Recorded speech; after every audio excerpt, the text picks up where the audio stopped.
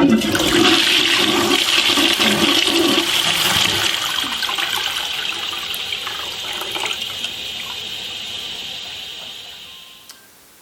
my name is Joanne.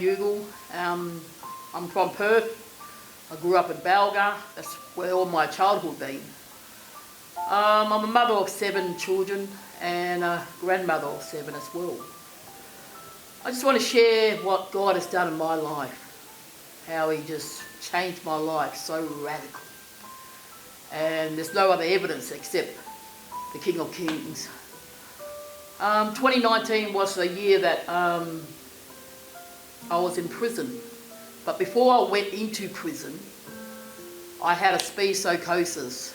I was a meth user for so long and never really had a speed psychosis before, but when I look back at it now, I'm glad it happened, because the reason why it has to happen, it was the very reason that my life changed.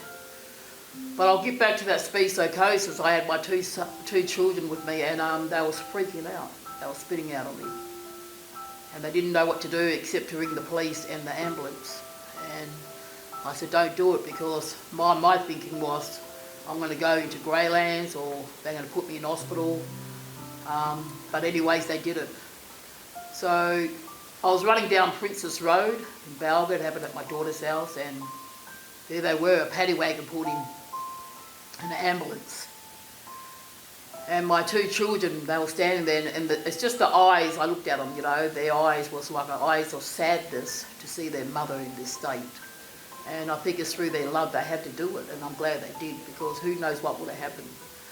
Anyways, I'm in the ambulance and I'm off to Joondalup Hospital. And I get to the hospital and I could still see these things, but I wasn't going to tell anyone, because no way I wasn't going to get thrown or taken to another place. So I had to hold it together and asking God through my mind, you need to help me.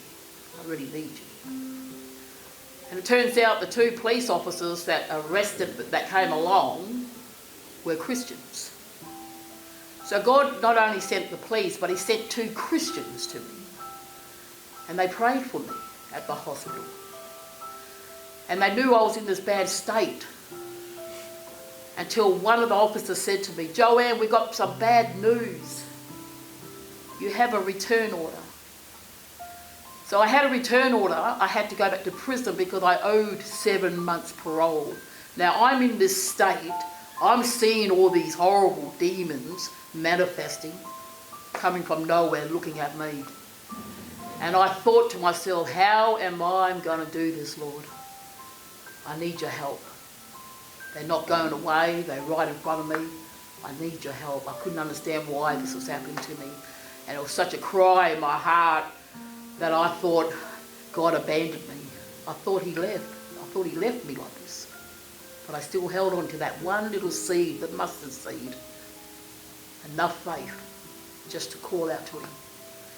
So the officers are aware of my state, and they must have told the other officers. So I was transferred to the watch house.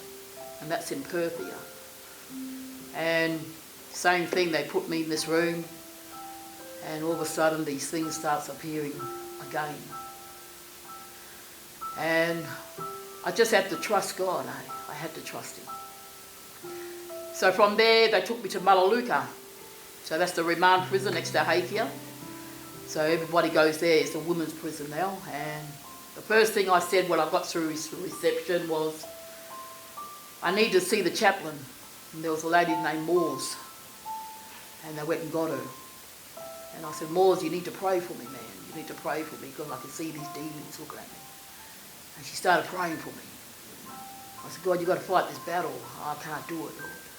And mind you, I was a backslider also, because, you know, I knew of God. He took me places, you know. I went to Teen Challenge. He took me to YWAM. He took me to the, you know, the nations. But through my stupidity and my rebellion, I still turned my back. But it was this time of great, how could I say it? I needed Him.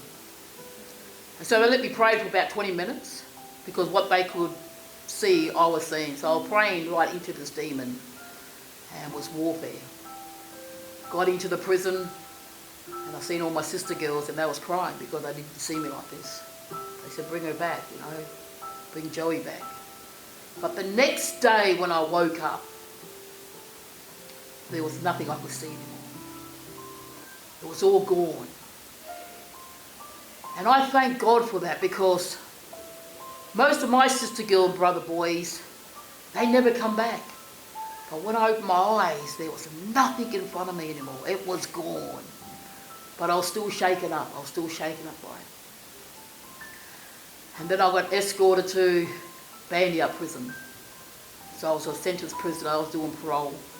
And my sister was there, but at that time my brother passed away, and that was just, you know, the whip on my back made me more worse. But that 2019, the 5th of December, before I got released on that day, God had to break me. I had to come in broken. I really had to come in broken. I had to humble myself and say, God, I'm so sorry.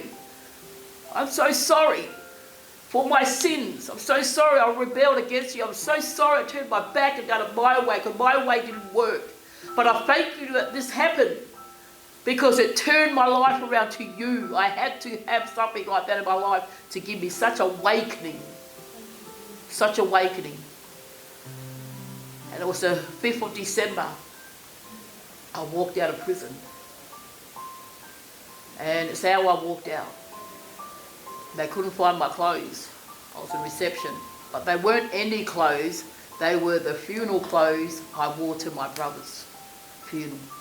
But what happened after that, they took me to another room and they gave me new clothes. And it was like taking off the old, and it was like putting on the new. Something broke. The shackles broke. He broke the chains. I died to everything in that prison van. And I looked up and I said, where now? I had no idea where I was going, except God had a plan for my life. Next month, the 5th of December, I've been following the Lord for 5 years. I've been clean from every addiction. He totally freed me, because he said, when the Son of Man sets you free, you shall be free indeed. And that's what he did. He broke the shackles, he broke the chains, and he gave me a new life. He blessed me with 2 jobs.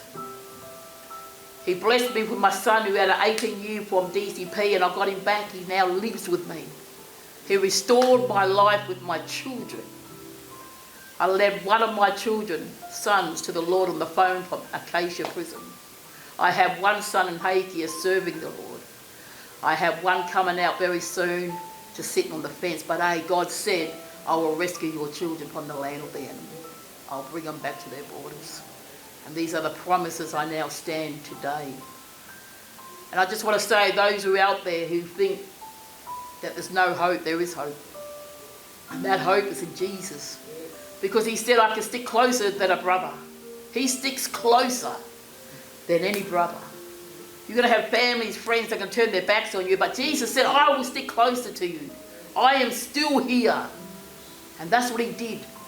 He had my back when I was going through that, because he stuck close to me. And he made a way out, because he's a way maker, a promise keeper, and a light in our darkness. So I encourage you, come to the throne room and lay everything at his feet, because only God can fix what's broken. Drugs can't do it. Relationships can't do it. Toxic relationships. Only Jesus can fix what's broken. And that's why he put out his hands and he died on that cross for you. He said, come as you are. Don't worry about when you're good enough, because that day will never come. He said, come with your filthy rags and he'll clean you up, just like he did in my life. And I tell you what, you'll never be the same. You'll never be the same. You will run that race with perseverance, throwing off everything that slows you down, with your eyes on the prize, and that's Jesus. So be blessed, be encouraged. There's only one way, and that's Jesus. Amen.